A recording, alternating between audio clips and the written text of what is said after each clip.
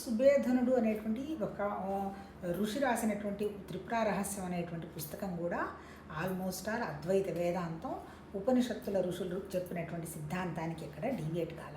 ఇక్కడ చెప్పింది కూడా ఏంటి, మన సృష్టికి కారణం ఏంటి, అజ్ఞానం. అంటే నేను ఎందుకు వచ్చాను అంటే కంప్లీట్గా నేను ఉన్నానని తెలుస్తోంది, నాకు కావాల్సినవి ఏంటో భౌతికంగా తెలుస్తున్నాయి, కాకపోతే నేను ఎప్పుడు వెళ్ళిపోతానో తెలియడం లేదు. తర్వాత అనుకోకుండా జరుగుతున్నటువంటి సంఘటనలు మనకు తెలియకుండా కూడా చాలా జరిగిపోయినాయి. అంటే అల్టిమేట్ ఏంటి అంటే ఈ సృష్టి అసలు నేను ఎందుకు వచ్చున్నాను అనే దానికి ఆధారం ఏంటంటే జస్ట్ అజ్ఞానం అని ఋషులు చెప్తున్నాడు. ఆ తర్వాత అసలు ఒరిజినల్ సృష్టి భగవతత్వ సృష్టి అంతా ఎందుకు వ్యక్తమైంది, ఈ పంచభూతాలు, ఈ చెట్లు, చామలు ఇవన్నీ ఎందుకు వస్తున్నాయి అంటే అవన్నీ వచ్చింది ఏం కాదు, జస్ట్ ఒక ఆలోచన వచ్చింది. ఇదంతా నువ్వు చూస్తున్నావు కాబట్టి వాటి కనపడుతున్నది, లేకపోతే అదేమీ లేదు. ఈ చూస్తున్నావు కాబట్టి కనపడుతున్నది అంతా కూడా ఒక మాయాశక్తి. అంటే ప్రకృతి అంతా అల్టిమేట్ ఏంటి, మాయ తప్ప ఇంకొకటి ఏమీ కాదు, ఉన్నదంతా ఒకటే జ్ఞానం అనే ఈ త్రిపుర రహస్యంలో కూడా చెప్పటం జరిగింది. ఆ ఉన్న ఒకటే జ్ఞానం మనందరి దగ్గర ఉంది, లేని ప్రదేశం లేదు అని చెప్పటం జరిగింది.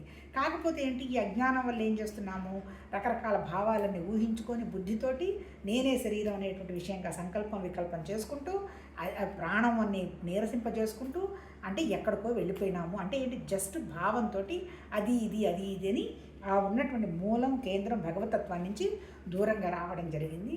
ఇప్పుడు ఏం చేయాలి, నీ భావాన్ని మళ్ళీ నేను శరీరం ఏం కాదు, ప్రాణం కాదు, మనసు కాదు, అంతా భగవతత్వం అనేటువంటి విషయాన్ని గట్టిగా పట్టుకుంటే నువ్వు తయారు చేసుకున్నవన్నీ నువ్వు వెళ్ళిపోయి నువ్వు తేలికగా నువ్వే ఆ జ్ఞాన స్వరూపురాలివి అని నువ్వు అర్థమవుతుంది అనేటువంటి విషయంగా చెప్పటం జరిగింది. అంటే ఏంటి, ఈ త్రిపుర అంటే 3 పురాల్లో ఉన్నటువంటిది దాటిన తర్వాత కూడా ఉన్నది జ్ఞానం. అంటే నువ్వు నిద్ర లేచిన తర్వాత కలలోనూ పడుకున్నప్పుడు కూడా నీతో ఆ భగవతత్వం ఉన్నది.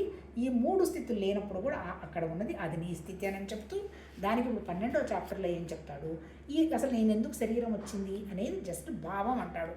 దత్తాత్రేయుని పరశురాముడు అడుగుతాడు, దృక్కే ఉంది, జ్ఞానమే ఉంది, దృశ్యం అంతా ఊరికే కనపడుతుంది లేదంటున్నావు కదా, ఎంత సాధన చేసిన వాళ్ళకు కూడా దృశ్యం కనపడుతుంది కదా, ఎట్లానయ్యా ఈ దృశ్యం లేదు, నేను జ్ఞానం అని ఎలా గ్రహించాలి అంటే దానికి ఏం చెప్తాడు అంటే దానికి కారణం అజ్ఞానమయ్యా. నీ అజ్ఞానంతో నువ్వు భావించేశావు నేనే శరీరం, నాకు కష్టాలు ఉన్నాయి, నా సుఖాలు ఉన్నాయి, నాకు అంత గొప్పవాళ్ళు లేవు, నాకు అది కావాలి ఇది కావాలన్నా. ఇప్పుడు నువ్వేం చేయాల్సిన అవసరం లేదు, నువ్వు ఈ భావించినవన్నీ సత్యం కాదనేటువంటి విషయాన్ని నువ్వు గ్రహించి సత్యమైంది ఆత్మజ్ఞానం, జ్ఞానం సర్వత్రా వ్యాపించున్నది నా దగ్గరే ఉందనేటువంటి విషయాన్ని కొంచెం భావం చేయటం మొదలుపెట్టు.